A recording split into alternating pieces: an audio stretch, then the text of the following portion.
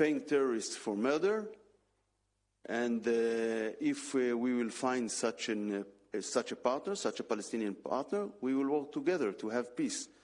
Right now, it is very hard to see one like that, but we believe that eventually peace is inevitable.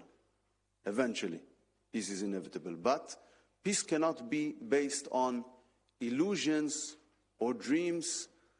We suffered great harms to our security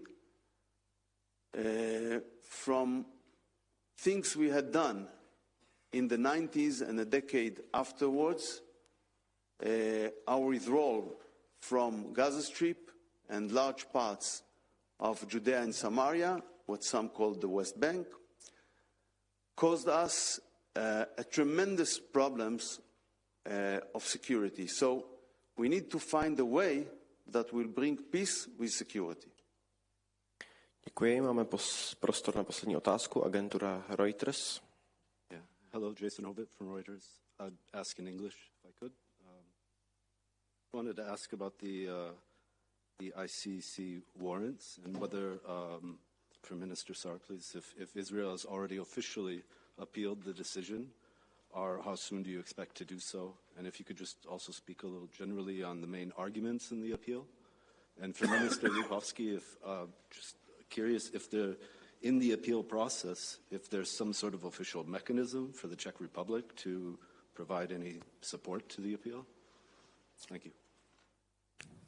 We indeed appealed yesterday. To make it short, it is clear that the court doesn't have jurisdiction over Israel because Israel is not a member state in the ICC. And the way that the so-called court bought jurisdiction or fake jurisdiction over Israel is not valid from the legal point of view. Secondly, there is the principle of complementary in the international law. Israel is a country with a rule of law. Israel is a country with an independent with an independent judiciary. The Attorney General participating in all the security cabinet meetings. Legal advisor are accompanying all the activities of the IDF.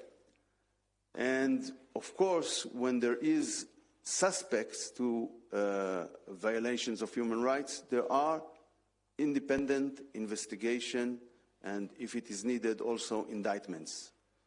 So there is no justification at all for the ICC to take steps against Israeli citizens, Israeli leaders, Israeli soldiers, and so on. It is a very dangerous precedent for democratic countries who are battling against terrorists. We are battling against the most savage possible organization and terror states. People who are hiding after civilians, people who are targeting civilians, and we are doing it inconsistent with the international law, always.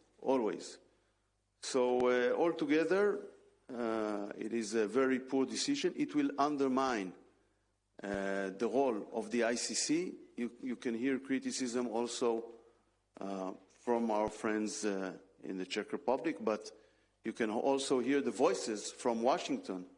And I tend to believe that in Washington, legislation is going to take place very shortly against the ICC and whoever cooperates with it. Děkuji. Pane ministře Lipavský. Já odpovím jenom velice stručně. O tom odvolání se dozvěděl během našeho jednání. takže my se na to potřebujeme podívat. Takže teďka vám z hlavy neřeknu, jaké ty možnosti členský stát Římského statutu nebo členská strana ve skutečnosti v tento moment má, ale historicky samozřejmě je velmi dobře známým faktem, že Česká republika podala amicus curiae, kde vysvětlovala určité pozice k celé té věci, takže nemohu vyloučit, že pokud ta procesní možnost bude, tak nějakým způsobem třeba do toho vstoupíme, ale teďka zároveň to nejsem schopen ani potvrdit. Děkuji. Jo, děkuji všem za pozornost, děkuji oběma ministrům, my se nyní přesujeme na další část jednání. Děkujeme. Ministr.